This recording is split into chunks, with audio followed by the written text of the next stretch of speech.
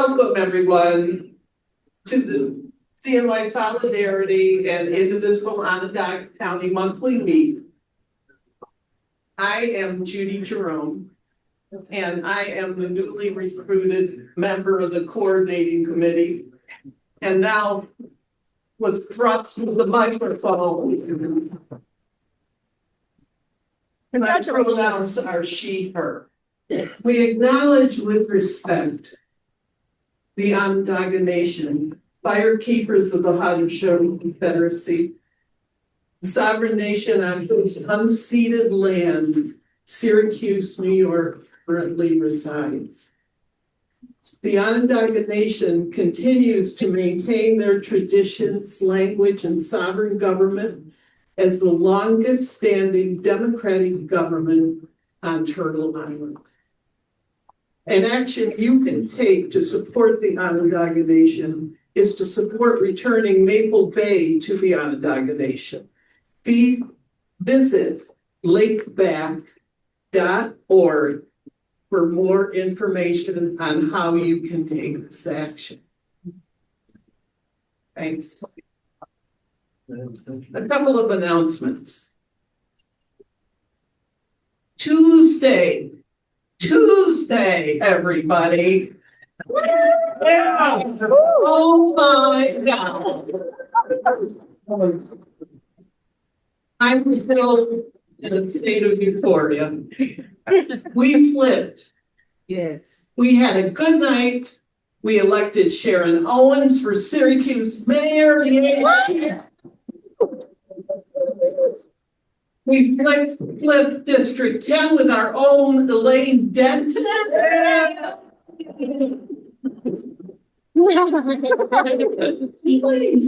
Oh, sorry.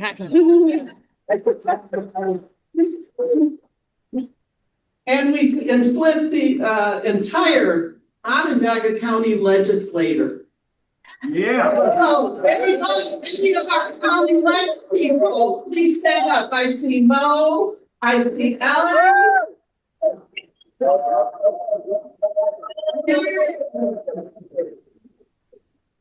Big shout out for the electoral team for writing over 1,000 postcards. Right. In District 10 and District 9. Woo! We flipped town supervisors, elected more Democrats to town boards, and had amazing wins across New York, like in New York City with Mayor-elect Zoran Mamdani. And across the country. It was a great night, just the same. And we keep up the pressure. Hi, everyone, and thank you for these 3 minutes. I've been away on sabbatical for 3 months. I just got back on Monday, and I'm jumping right in to let you know that we are on a scary roller coaster ride. But Tuesday was the top. It was amazing.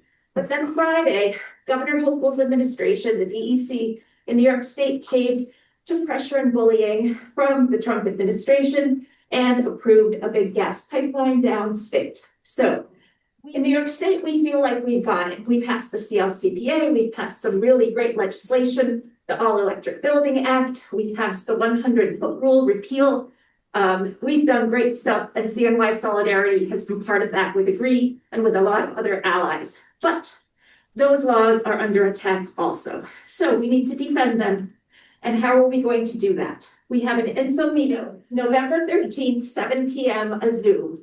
With renewable heat now, we're going to talk about how we can defend these 2 very important laws, how we can have the All Electric Building Act start in January 1st, 2026 and not get delayed, and how can we get Governor Hochul to sign the 100-foot rule repeal. I have postcards that you all can sign, and we'll be delivering them to Albany on December 11th and inviting all of you to come with us. Look for that information in your Tuesday newsletter. Thank you.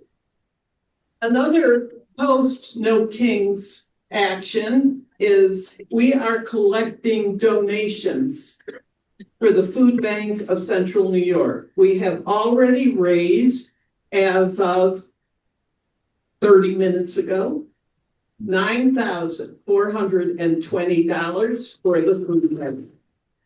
The coordinating committee has already sent $7,000 of that $9,420 and will continue to give the food bank weekly installments until we reach our goal. The election for coordinating committee members will be at our meeting in January. The coordinating committee plans and organizes the coalition meetings like this one. Currently, we meet on Zoom 3 or 4 times a month, depending on our meeting schedule. Submit your name or nominate someone by emailing cnysolidarity@gmail.com by January 7th. All spots are up in January. You too can stand up here and have microphone problems as well. We currently have 5 people on the coordinating committee and have 3 to 5 open spots if you're interested. If you're interested, we will connect with you. Hi, everybody. My name is Margaret Luttinger, and I welcome you all here today, along with the other people on Indivisible and Syracuse Solidarity. As the lead for the outreach and education team, just a word to share a little bit more about what we are and what we do.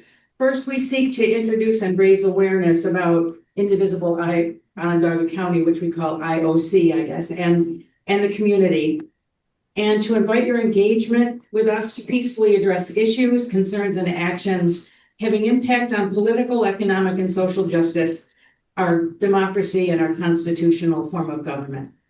Second, we seek to educate our community on issues that impact or pose a threat to the equal rights and freedoms guaranteed through the Constitution, or to the Constitution itself, which seems to be under fire these days.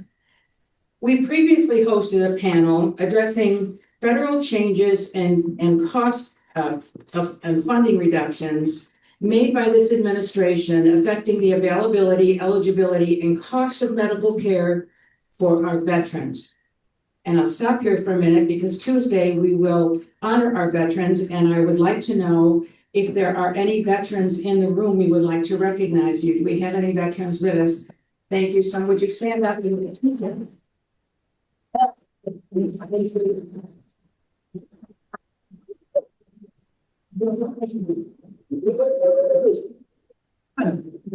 Today's panel is going to focus on another consequence of these reductions of the massive $800+ billion cuts to Medicaid, which passed in July and which started in 1965, that will impact on the availability and the quality and the cost of services to our children, to our schools, to the elderly, our disabled, to hospitals, and the providers of health care.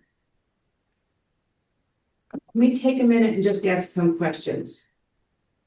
Who knows when Medicaid was established and why? This is where you're paying attention so far. 1905? There you go. Okay, we got a winner.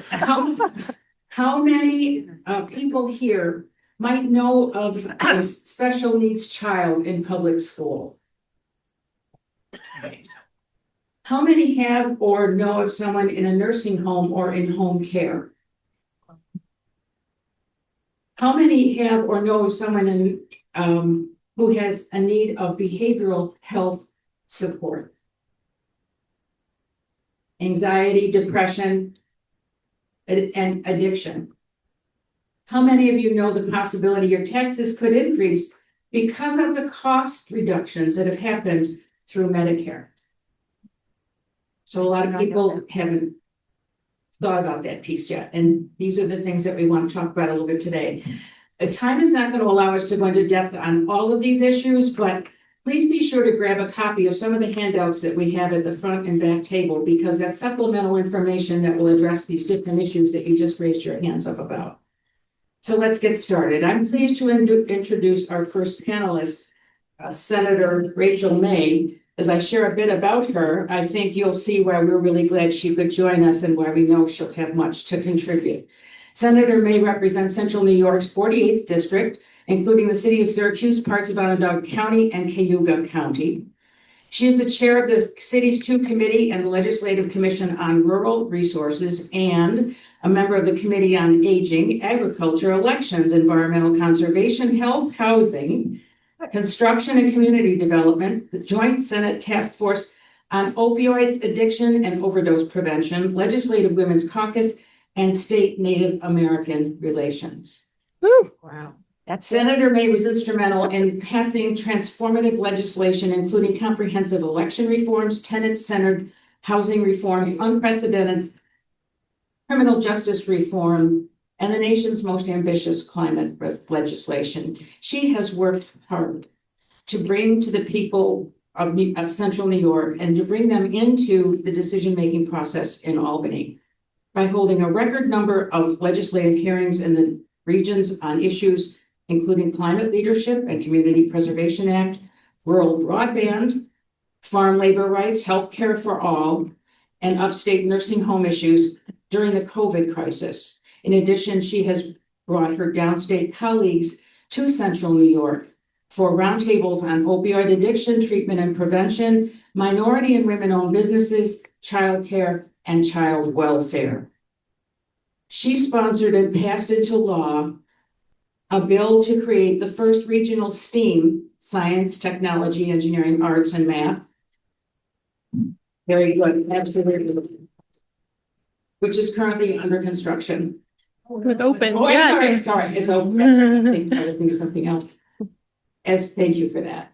As former chair of the Senate Committee on Aging, she vigorously supported home care workforce initiatives, expanded funding for in-home care programs, the long-term care ombudsman program, and nursing home accountability. She sponsored bills to create a reimagining long-term care task force, authorize a family caregiver tax credit, and create a home care jobs innovation fund to support workforce growth.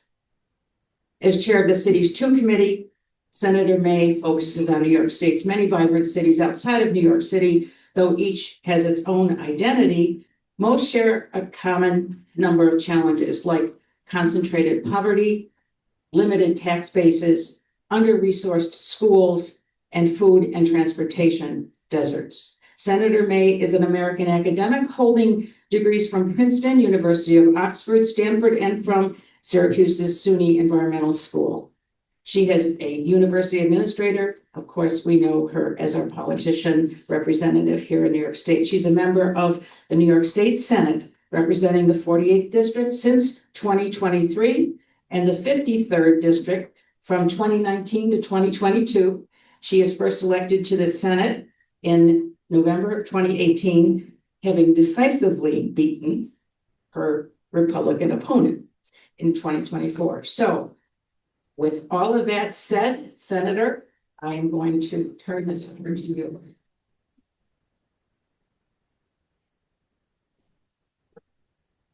Thank you, Margaret. I'm just gonna make one correction because that was an old bio. So the chair of the city's 2 committee is now Chris Ryan, and I chair the committee on consumer protection. So I'm dealing with a whole new set of issues there, but that's not really what we're talking about here today. I know you want to talk about Medicaid, and I'll get to that in a minute, but I think SNAP is on everybody's mind.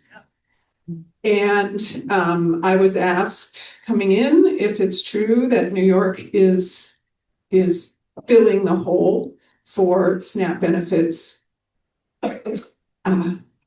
So my understanding is, first of all, this is a constantly moving target, and believe it or not, the Trump administration has now filed suit to prevent states from doing that. But it's also the case that it's very hard, like we don't have access as a state to the EBT cards that people use for SNAP. So what the governor, my understanding of what the governor has done, and I just got an update about it today, is that she's putting the money into food banks and the Nourish New York program to make sure that the food is there for people who need it. But I don't think it's going to go directly to the people the SNAP beneficiaries. But I could be wrong about that, and I could have changed in the last 10 minutes for all I know, because of that. Sadly, I think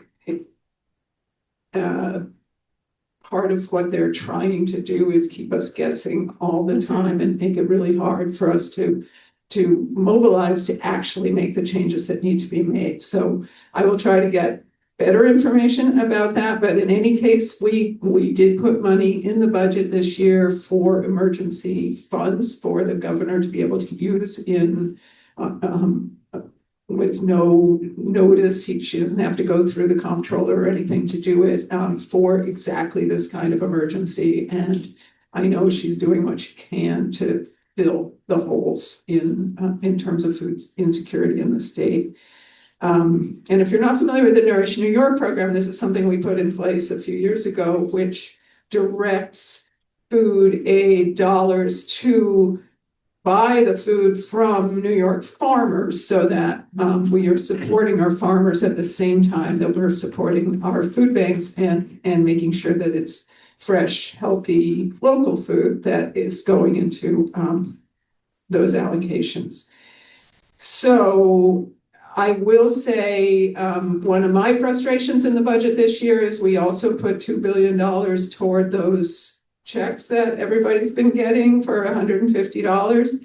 For some people, that's been critical, and I know it's been important. But for example, I got one this week, and I really don't need that money, and so I'm going to take that money and put it toward make a donation to a food bank. And I want to encourage people to do that, because I'm a little frustrated that we took $2 billion out of the budget that we're going to need for emergencies like this. And I do encourage anybody who doesn't need that money urgently to consider making a donation where it really is needed. On Medicaid,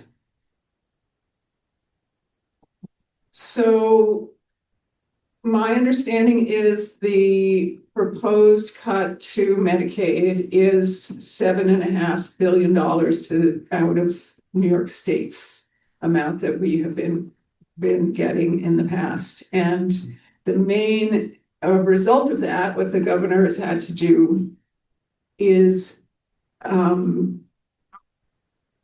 instead of having the essential plan, what we've been doing for quite a few years has been this expanded essential plan in New York State, which has allowed people up to 250% of the poverty level to get free health insurance.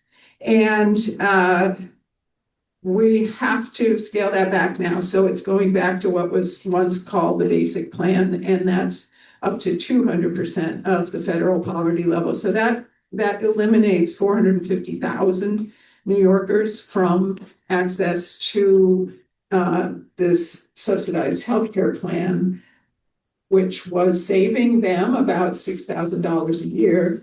And I don't think we've got the resources in the state to plug that hole. So this is going to be a real crisis for 450,000 New Yorkers. Worse than that,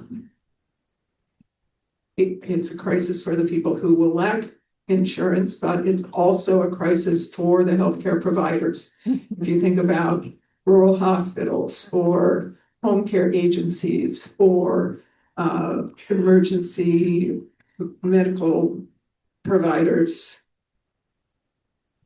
they depend on Medicaid reimbursements. Even though they're not enough, they're something.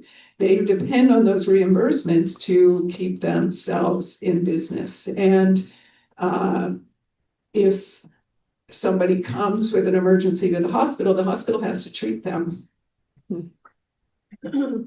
And now there will be a lot more people coming with emergencies, for both because they won't have the primary care they have relied on, and because they will just show up with emergencies, but they won't have coverage, and the hospitals have to just provide the care and not get reimbursed for it. And that is going to put rural hospitals out of business. There's already one that has signaled that it's going out of business. As chair of the Commission on Rural Resources, I'm very, very plugged in to this issue, and it is a terrifying issue to think about. The kinds of the large regions of the state that could be entirely without healthcare providers at that level. But it's going to hurt urban hospitals too. It's going to hurt. Most medical providers take Medicaid, and most of them are going to suffer from this. So this is a statewide economic problem as well as a human, just a crisis for families that are losing this support. I wish I had an answer to it, because the pockets of the state are only so deep. I do hope that CNY Solidarity is going to be working on tax reform, because we're also in a moment of unprecedented concentration of wealth in a few hands. We're seeing that the 20 wealthiest people in this country have vastly increased their wealth in the last 6 months or 10 months, and at the expense of everybody else. I do not believe that billionaires should become trillionaires on the backs of all the rest of us. And I do believe that. That's probably 2 minutes. Because New York is the home of Wall Street, is the home of a lot of corporate headquarters, is a home of a lot of billionaires, we should be leading the way in figuring out a more sane way to collect revenue. I carry a bill about stock buybacks. One of the things that corporations do is they buy back stock to boost their own profits and what they can give to their shareholders, and it kills jobs. It reduces what they're investing in actually doing the business that they got in business to do. It's a loss for everybody else, and we shouldn't be making it easy for them to do that. We should be taxing those kinds of transactions. So there are a lot of ways in New York that we could raise revenue if we have the guts to do it. We just need to find that spine to do that. Was there anything specifically on Medicaid else that you want me to say? Funding schools. Oh, for funding for schools. Yeah. So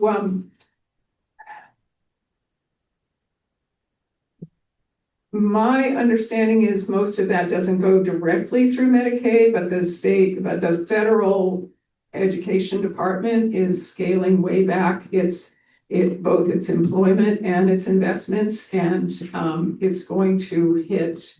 It's going to take about 16% of the federal contribution to education out of what we rely on. Again, a big hit to the state of New York, and the programs that they are defunding include programs for homeless youth, programs for children with disabilities, after school programming, a lot of the things that really make a huge difference. So this is going to be, again, in the state budget. I know we're going to have enormous pressure to try to plug those holes. Like I said, it's going to be many, many billions of dollars, and so we can't do it without raising revenue. But I look forward to hearing from you all about what your ideas are for the best ways to plug those holes. Thank you.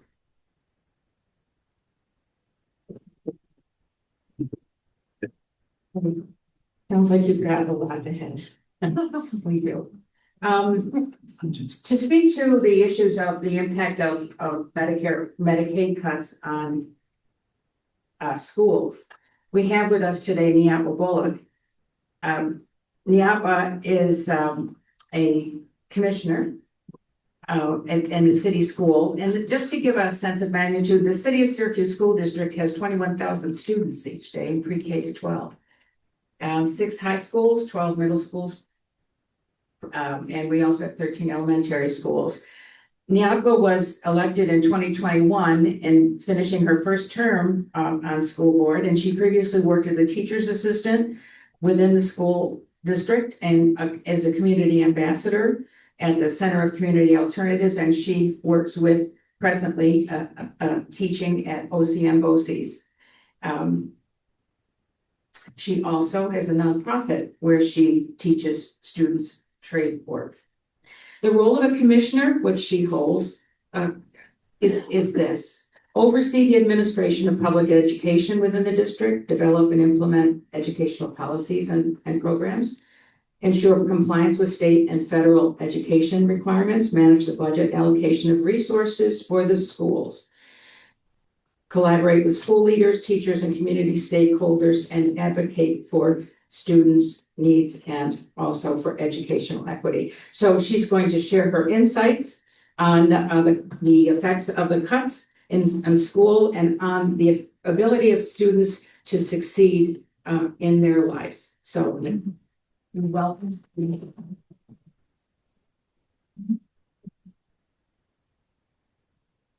Thank you for having me today. I have prepared notes because I want everyone to understand how serious this will affect our kids in the Syracuse City School District. Over 70% of our students qualify for free and reduced meals. Financial stress and trauma increase mental health needs. School-based counselors, psychologists, and nurses stabilize emotional health and improve learning outcomes in the SESD. Strong mental health equals better attendance, focus, and achievement. This is why mental health is important in the SCSD, and this will take a big hit on us with this big, beautiful bill. What the big, beautiful bill changes: cuts to Medicaid reduce reimbursements for counseling, nursing, and special education supports. Tighter SNAP rules raise food insecurity, increasing stress and anxiety for students. Energy facility cuts mean fewer resources for safe, healthy learning environments. Higher education aid changes increase family and stress uncertainty. Direct impact on the SESD students. Loss of Medicaid funded behavioral health services limits access to counseling and therapy. Fewer counselors and social workers may lead to longer wait times or lack of support. Educators face more behavior crisis and emotional burnout, which is huge in the SESD right now, even before these financial hits start. Absenteeism and crisis referrals increase when mental health needs go unmet. The ripple effect it has on the community. Community health agencies will face higher crisis care demands. Youth may turn to unsafe coping mechanisms when school support fades. Chronic stress affects graduation rates and future opportunities.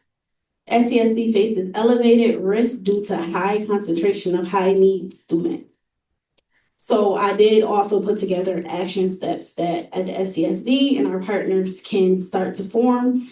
We can look at mapping current school-based mental health services funded through Medicaid, prepare a contingency plan for 5 to 10% cuts in federal reimbursements, strengthen our partnership with local behavioral health providers, invest in staff wellness and trauma-informed training, advocate for state and local funding to fill the federal gaps. As Rachel May said, we will be leaning and asking and begging for what we can get.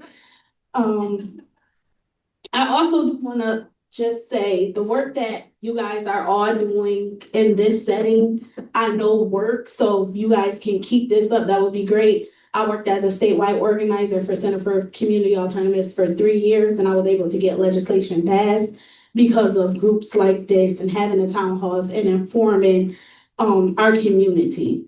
So I just want to make one thing clear: the mental health of our students is not optional, it's not extra, it's essential. The big beautiful bill may be written in Washington, but it impacts right here in Syracuse, in our classrooms, in our cafeteria, and in the lives of our students.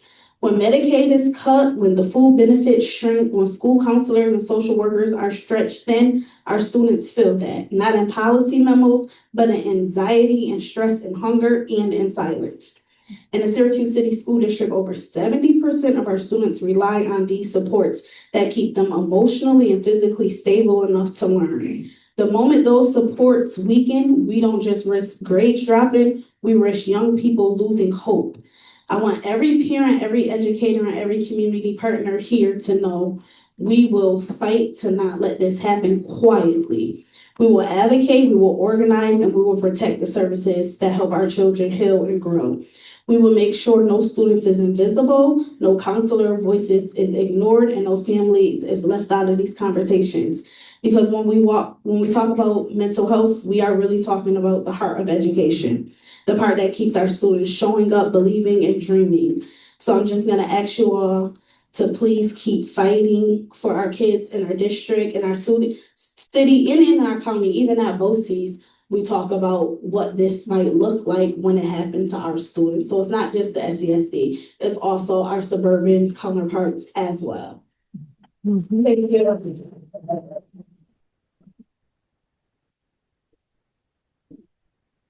Thank you, young brother. It's nice to know we have somebody with so much energy and commitment to what you're doing. You certainly have that. Meghan Yeomans is a member of the outreach and team. She's duly licensed in Montana and New York as a clinical social worker and addiction counselor, and she's currently in private practice. And Meghan has also worked in a nonprofit community based on mental health in the mental health field. Her clients are single men, single women, and women with children, all of whom rely on Medicaid. She will share some of the misconceptions about Medicaid recipients, about the red tape challenges, which we talked about, that they face, and some examples of how loss of Medicaid affects people and their families. And one of the things that I learned in talking with her is there are a lot of people who will not know that they're going to need to make sure that they verify eligibility for Medicaid. And a lot of people will just fall out because they don't know about a lot of this stuff. And my most recent reading is the government will not put out regulations, instructions until 7 months after they're asking everybody to start reporting. So, Meghan, if you can join us.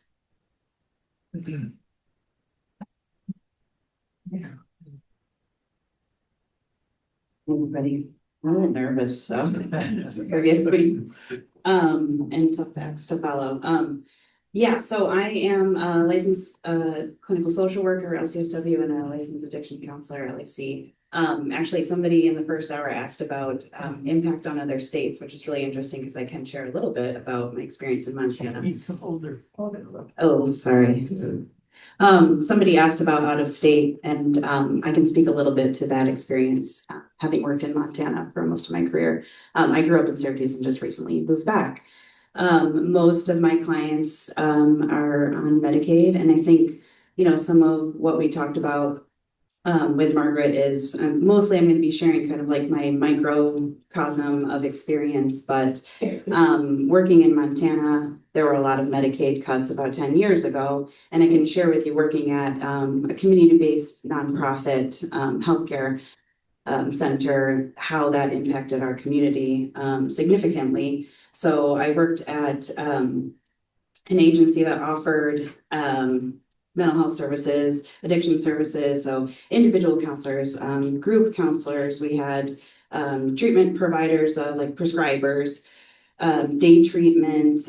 We had group homes, we had case managers. I mean, really extensive services, and school-based services as well. And so, you know, my experience already with some Medicaid cuts, you know, we had to completely restructure all programming, and essentially like ended up cutting a lot of case managers. We ended up having more open beds in our group homes and our inpatient facilities, which meant there was no justifiable reason to keep them because we were filling the beds. And then we had to merge services. We had to lose group homes.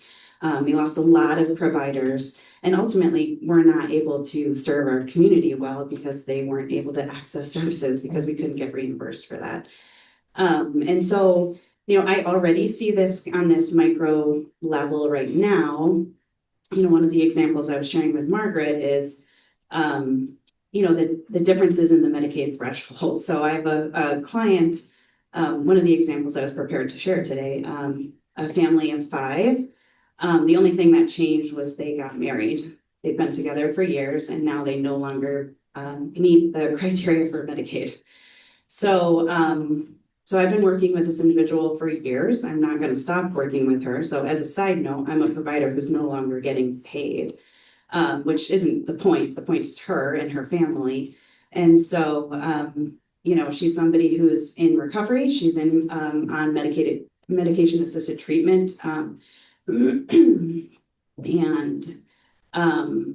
And also has some other health problems. She can no longer go to treatment. She can't access her medication, which means she's experiencing intense cravings. As you can imagine, mood dysregulation, difficulties across the board, which impacts her parenting, which impacts her ability to get her kids to school on time, which, as a side note, the scholarship and the grants that get her kids in daycare is also at risk, right? We just know that all of this stuff is all interconnected. And she's working full time, and so is her partner. And I think that's another piece, kind of all over the place. They didn't print anything out, but part of what we talked about was just these misconceptions about who accesses these resources. My kids were on Medicaid for a while when I was living in Montana. And so, I have clients that are working multiple jobs, some of them, and are at risk of losing what little access to services they already have. One of the other examples that I shared with Margaret was somebody that I have a client who has a significant history of trauma. And part of what we were going to share today is just like a brief, I don't know if any of you are familiar with the ACE study, and adverse childhood experiences. And so basically there's just like a little list. If you had somebody who is incarcerated in your home, or drug use or abuse, so there's a list and you can kind of score yourself. And there's a direct correlation with a score on your ACE with, higher likelihood of health conditions, right? Or addiction, depression, anxiety, heart disease, diabetes, across the board. Yeah, so we know that there's this connection that exists, right? And so part of what we talked about is like how Medicaid is going to severely impact, or cuts to Medicaid will severely impact our ability to serve those individuals and those family units in our community. And they're not going to be able to get the preventative care that they need, that we know is necessary to intervene on these. There's something else. Yeah, so another one of my clients works 3 jobs. He's terrified that his Medicaid is going to be cut. It's going to impact his ability to get mental health services, obviously. And he's worried about his housing. He's worried about losing the jobs that he already has. And ultimately, we know that this is going to cost our community more, because if these services are not in place, then everybody's going to go to the emergency room, and that costs a lot more money. So we're actually not saving any money. And we're stigmatizing individuals who are accessing these resources. And so, I think hopefully that's something that everybody's willing to do, is like take a look at that and see that, access to resources is a basic human right. And, it's not up to us to judge who, how, or why they're accessing these resources. These are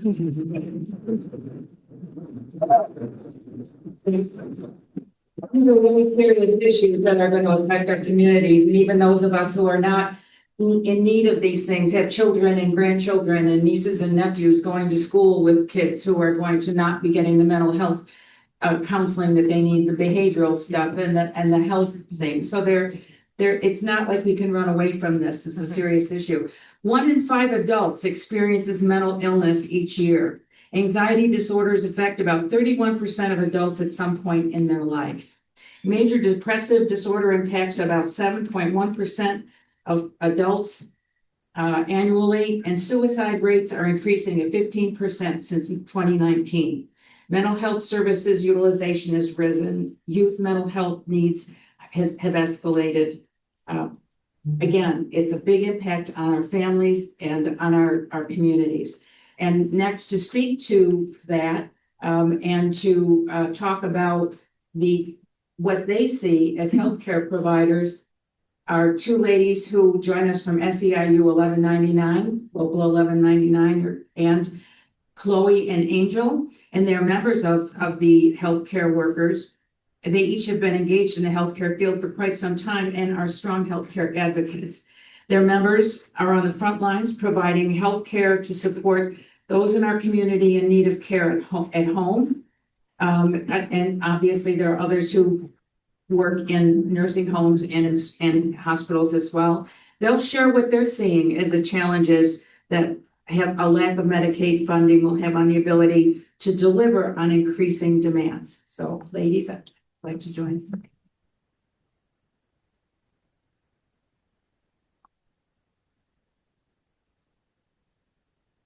Hello, everyone.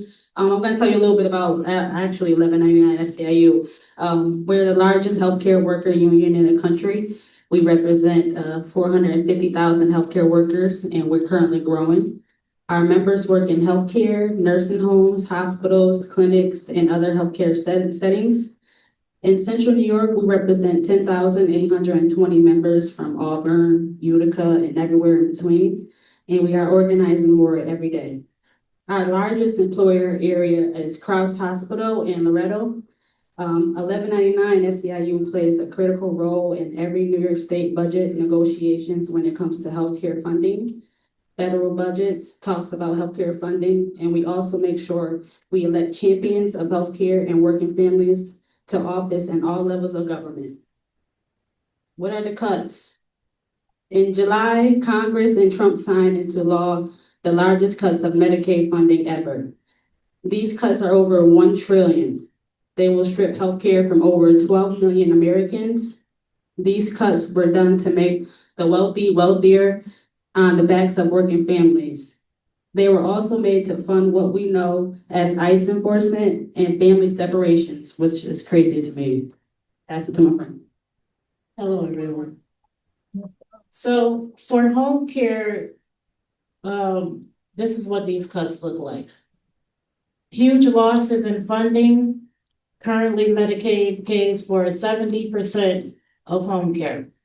With these cuts, that will change. With the cuts that will change, can lead to a loss of funds. Giant holes in state budgets will lead to Medicaid cuts affecting all healthcare providers. Some consumers will lose access to Medicaid because they will fall behind in paperwork that will need to be completed. The Trump administration is also proposing to take away overtime travel pay for some of our healthcare workers, making healthcare jobs unsustainable. For nursing homes, these cuts means huge loss in funding. Again, Medicaid currently pays for 70% of home care. This affects the home care providers, as Senator Rachel May says, which will cause an influx in hospitals, people with no insurance showing up in hospitals because they don't have providers or providers not taking the Medicaid anymore. So the direct cuts to hospital funding on top of the existing cuts to research dollars, more uninsured patients, which creates a bigger deficit, longer wait times in our hospitals, more people sick because they can't afford health insurance, and many wait until it's too late to seek care. Loss of billions in state budgets leading to provider and benefit cuts. Bans to Planned Parenthood from receiving Medicaid funding, which Planned Parenthood is also a provider of primary care, cancer screenings, and in addition to women's health. For New York State, that would mean the potential loss of 51,000 healthcare jobs across New York State. The potential for 1,500,000 New Yorkers to lose health insurance, and estimated cut of 10 billion to Medicaid a year. So what we wanted to talk about is what that looks like in our shops and for our healthcare workers, our mothers and mothers and fathers that work in your healthcare. what we're seeing now is, just, so in some of our shops, for instance, there would be one nurse to 30+ participants or residents, 2 aides and 1 nurse on the floor. If there's a call in, that's 1 nurse to 2 floors. It's very unsafe.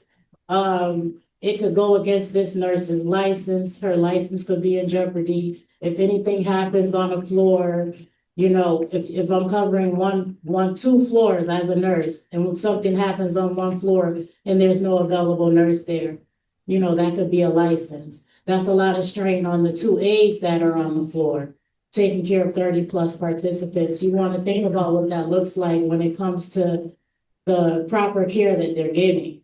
You know, if I have to be rushed through to take care of 30+ participants, what kind of quality of care are they getting? What that looks like for the aides that's providing the care, that it's a lot of burnout, you know. And just working with our residents and participants, they pick up on energies. They want to see your face. They want to see what mood you're in. In a lot of cases, where the first face they see, the last face they see at night, you know. So they deserve to have the best quality care. Right now, with the budget cuts, they're not even getting proper products. You know, the things that give them a better quality of life to make it through their daily lives. SNAP cuts, you know, some of them, even with before the SNAP cuts came about, just in the homes we're seeing, some of them don't even have proper food. They're not eating right. They're not eating healthy. So even with the cuts, you know, now they don't have what they already didn't have from the beginning. So can you imagine what that's like for them now? You know, these are our neighbors, our people in our community. So yeah, this is a really big issue, and we definitely encourage you to reach out to your legislation, make phone calls, show up at town meetings, just like you all are here today. These are the things that we need to keep going to push the issue and get some kind of resolve. And we thank you so much.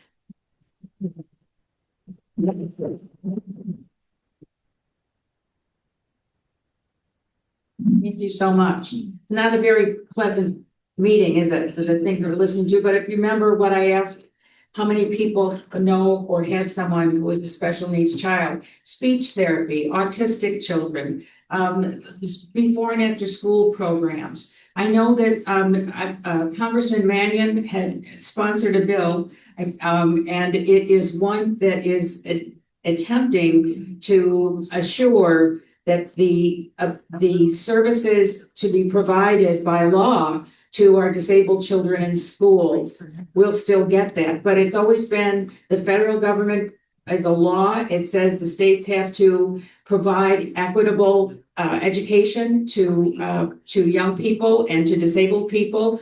And that's millions and millions of dollars that we've got. And that's another shot to the state budget. So these are all things that, again, affect all of us. So I guess with that, I'm going to turn it back to you, Judy. Yep. And thanks everybody for listening, and thank you to our panelists for that.